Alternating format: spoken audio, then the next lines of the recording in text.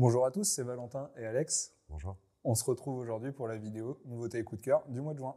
Donc pour ma part, en juin, je vais aller traquer le brochet et j'utilise depuis 3 ans la Redington Predator 2 série Pike en 9 pieds SWAT 10. C'est une canne qui est vraiment intéressante parce qu'on va pouvoir lancer et propulser des streamers vraiment volumineux pour aller chercher le brochet. Il y a des périodes de l'année où on va utiliser des petits streamers, mais il y a des périodes où on va avoir besoin d'une canne puissante pour propulser des gros streamers ou alors par exemple des très gros poppers qui freinent au vent. Cette canne est vraiment parfaite pour pouvoir pêcher ainsi. Moi, je l'utilise depuis 3 ans. On a un de nos ambassadeurs, Pierre Rigalo, notamment, qui a décidé de la tester cette année. Et là, sur ses premiers tests, pour ceux qui nous suivent sur les réseaux, par exemple, qui ont pu voir qu'il avait commencé à faire déjà pas mal de poissons avec. Ce qu'on apprécie sur cette canne, ça va être son action. On a une canne qui est légère et qui a une action intéressante pour combattre des beaux poissons, prendre du plaisir sur des plus petits et qui va, comme je vous l'ai dit, vous permettre d'envoyer tout type de mouche dans n'importe quelle condition. Donc, c'est ce qui nous a vraiment plu.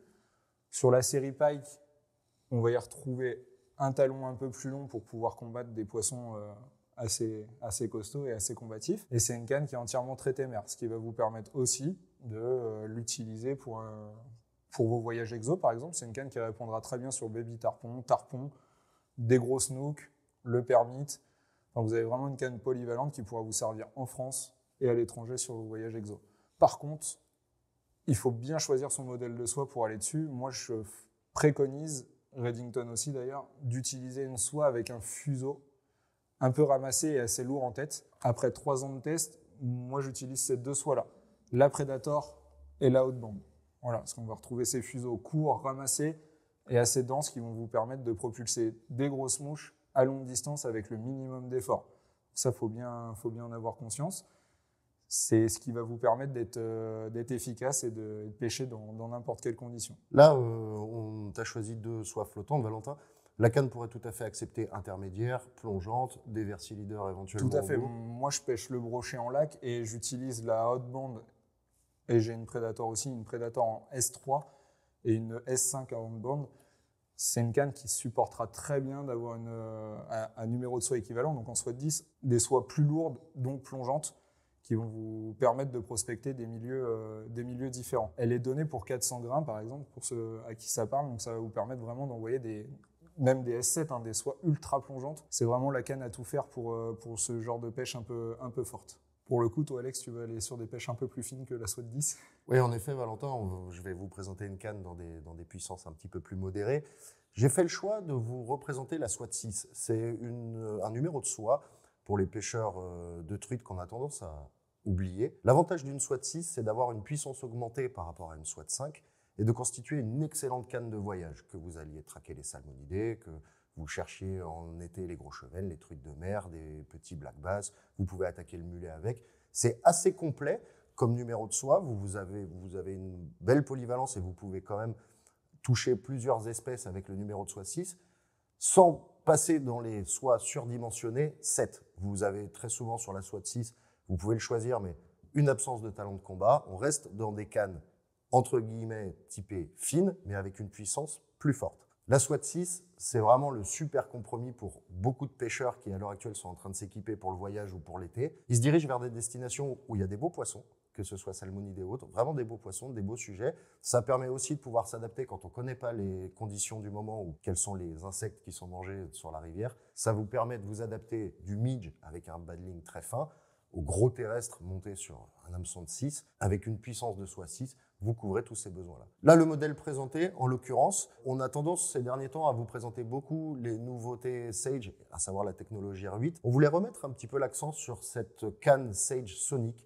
qui est vraiment un beau modèle bien fait chez Sage, avec une action moderate, mais typée assez rapide. En traduction, ça vous donne une canne avec un ADN et un blanc assez rapide, assez nerveux, mais de la douceur dans l'action.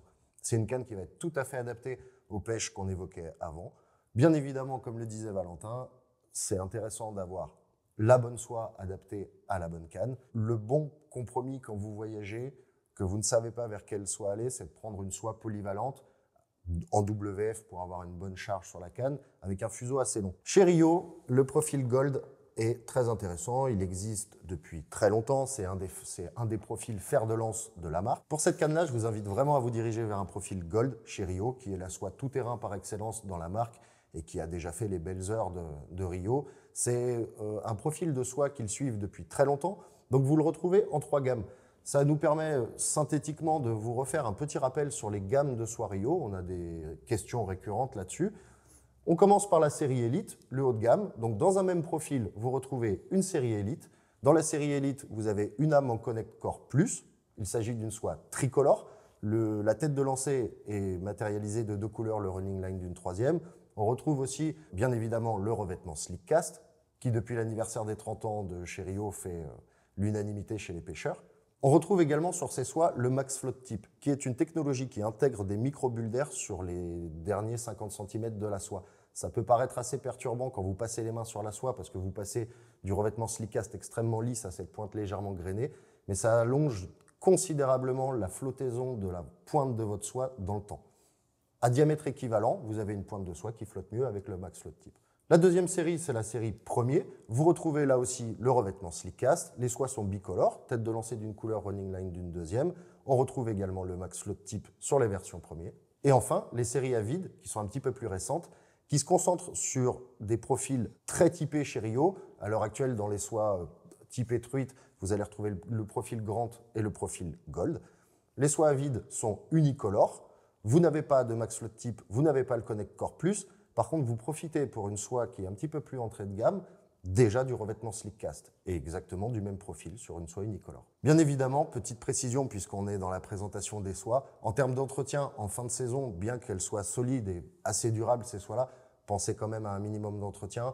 En fin de saison, faites-les bien sécher et appliquez un produit pour qu'elles passent l'hiver tranquillement. À noter de ne pas utiliser n'importe quel produit. On a certains produits qui ne sont pas de la marque Rio, qui peuvent endommager les revêtements, surtout au niveau des fuseaux et des pointes quand on vient tout rembobiner, ce qui pourrait venir générer un craquellement de la soie et de la tête et donc de perdre son efficacité, sa flottaison. Donc moi je vous conseille vraiment sur les soies Rio d'utiliser un produit d'entretien Rio qui est l'agent X, qui est vraiment conçu pour les soies Rio. Donc prenez-en note, n'allez pas utiliser un produit d'une autre marque qui pourrait vraiment l'endommager. Ça serait dommage, sachant que c'est des soies qui sont quand même très résistantes.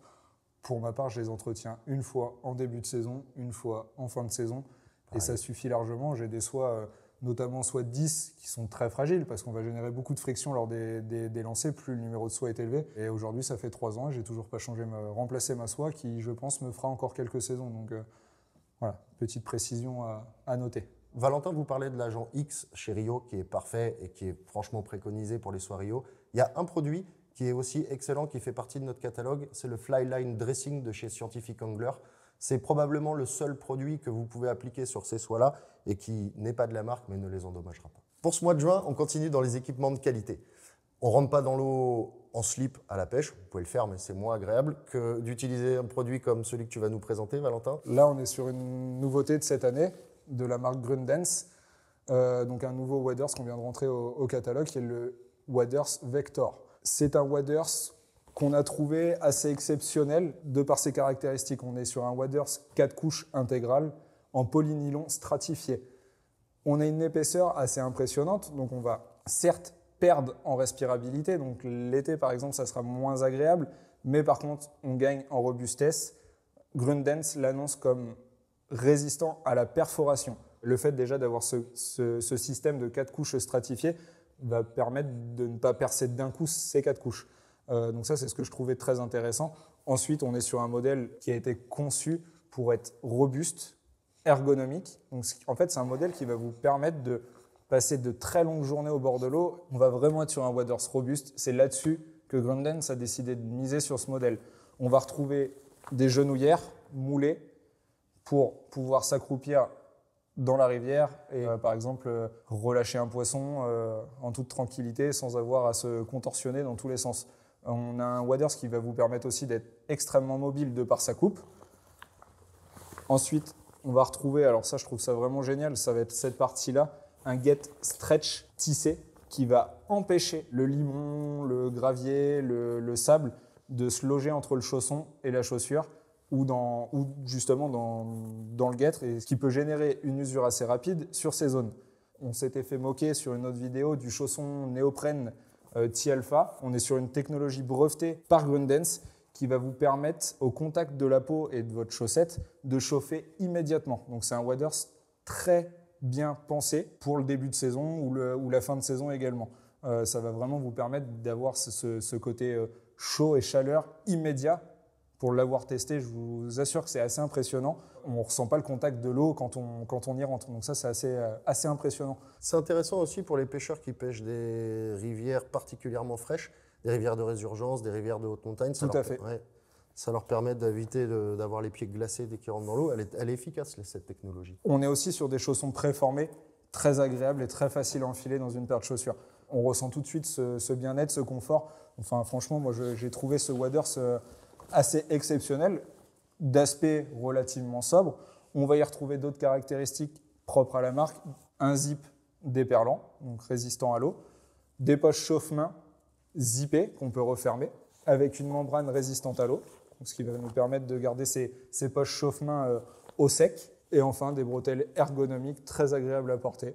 Enfin, pour moi, c'est un vrai petit bijou. Et en plus de ça, on est sur un investissement, certes, mais sur quelque chose de vraiment durable. C'est vraiment là-dessus que la marque a voulu miser sur ce modèle. C'est le waders tout-terrain. Ça faisait longtemps que Valentin et moi, on n'avait pas eu un coup de cœur sur une paire de waders. Là, pour le coup, avec les Vector, la conception inspire réellement confiance sur ces waders-là. Donc, comme on le disait, ça sera un waders adapté aux plus baroudeurs d'entre vous, aux personnes qui souhaitent faire du voyage, mais aussi aux personnes en France qui pêchent beaucoup. Vous y retrouverez un outil de pêche exceptionnel. Fort à parier qu'on trouve des sangliers habillés en Grundens dans les prochaines années. Bien évidemment, on ne chausse pas ces waders avec des crocs et on ne rentre pas en chanson dans la rivière. L'ensemble des pêcheurs qui sont équipés de waders ou qui veulent s'équiper de waders choisiront à un moment ou l'autre inévitablement une paire de chaussures de grande qualité. Soit vous changez vos paires de chaussures régulièrement, soit vous investissez dans un modèle et là, dans le temps, vous retrouvez vraiment le confort d'une chaussure solide, robuste. Avec Valentin, on a été impressionné par le niveau de fabrication de cette nouvelle chaussure Grundens, la Bankside Boot. Il s'agit d'une chaussure qui a été créée comme une chaussure typée guide, c'est-à-dire haut de gamme, robuste. Vous avez une chaussure qui intègre un Vibram Hydro-Grip Light de très bonne qualité.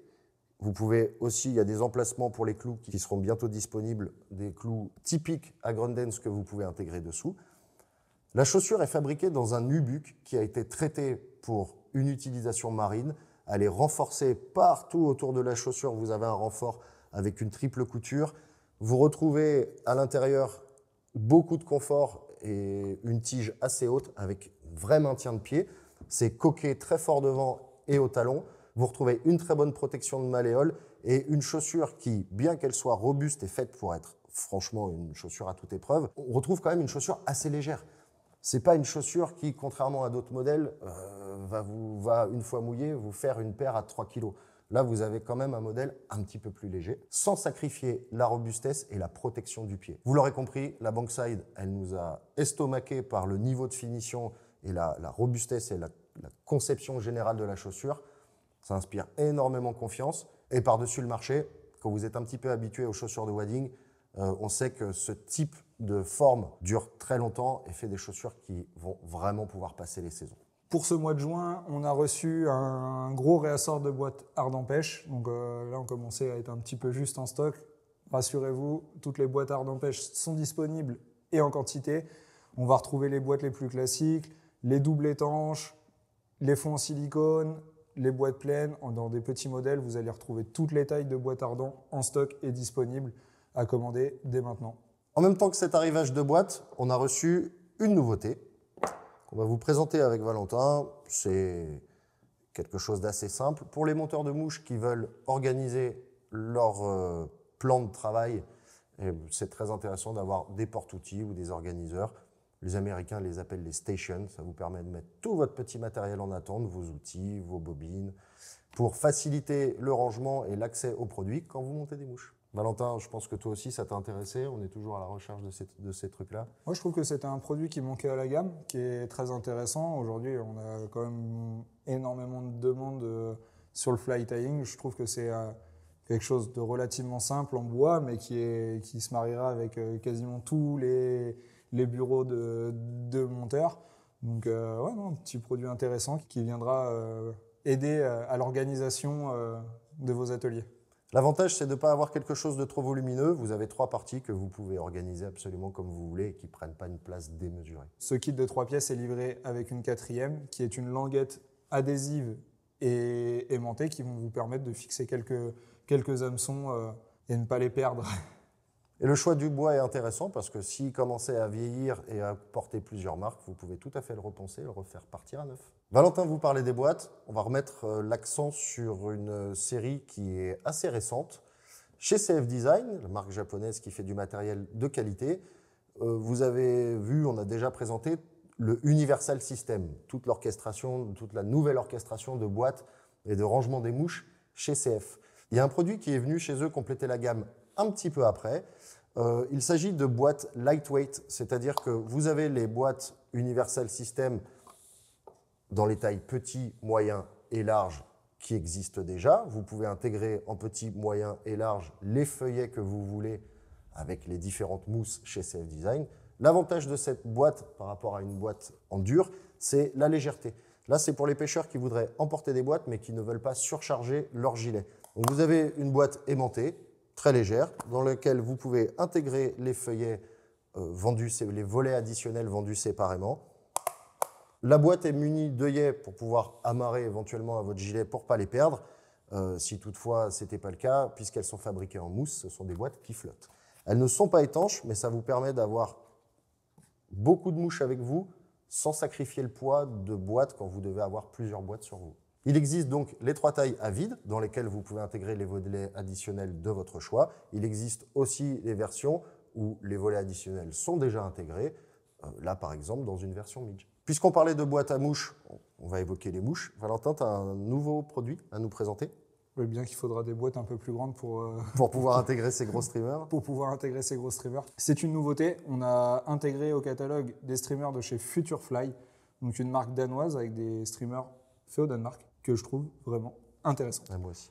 On est sur la bonne taille, les bons matériaux et le bon profil. C'est une mouche de 15 cm environ qui vont vous permettre de pêcher toute l'année. C'est la taille que je trouve idéale pour pêcher le brochet, sans être trop gros, sans être trop petit. On va trouver le bon compromis et c'est surtout des matériaux exclusivement synthétiques qui vont pouvoir être relancés rapidement et qui sont vraiment très légers. On reste quand même sur une bouchée plutôt correcte en ayant le moins de matériaux possible et surtout des matériaux très intéressants.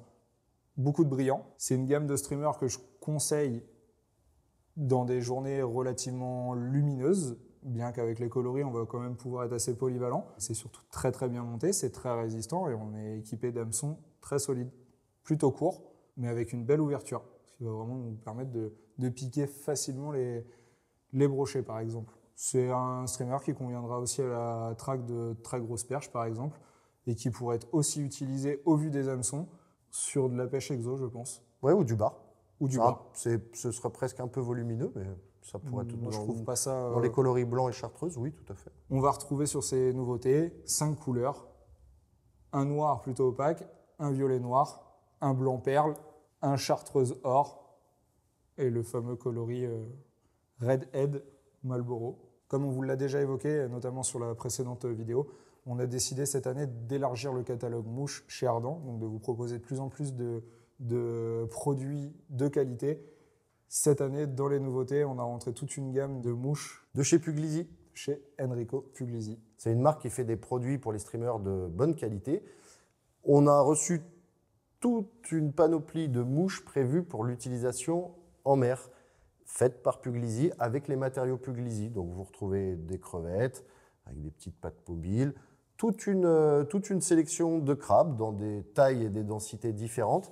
On vous parle de Puglisi parce que vous avez dans les mouches Puglisi les matériaux qui sont vendus séparément, qui sont intégrés. Là, par exemple, les yeux de crabe, les pinces de crabe. Vous les retrouvez dans des versions exotiques aussi, avec des petits crabes qui seraient plus dirigés pour le permit, mais qui peuvent tout à fait fonctionner chez nous. Là, par exemple, on retrouve les pinces UV, là aussi de fabrication Puglisi. Vous avez des crabes qui ne sont pas faites avec des petites cages ajourées, mais qui sont faites directement en EP Fiber. Des crevettes assez réalistes aussi, dans des tons sobres. Vous pouvez aller voir sur notre site, vous verrez l'ensemble des mouches Puglisi qui ont été rentrées. Pour les pêcheurs en mer qui cherchent des mouches assez réalistes montées sur des hameçons de qualité, c'est une belle sélection. Comme vous le disait Valentin, chez Ardent Pêche, mois après mois, nous étoffons notre catalogue de mouches pour répondre au plus de pêche possible et au plus de poissons possible. Et pour finir avec les mouches, il nous avait été demandé le mois dernier, voici le petit streamer rose pour le bar. On reprend tout simplement la fibre de chez Sandperfli Glow in the Dark et un tout petit peu de pseudo marabout rose pour avoir une imitation de petits poissons, de petits minots, une couleur qui fonctionne bien sur le bar et à la mouche qui est assez peu utilisée.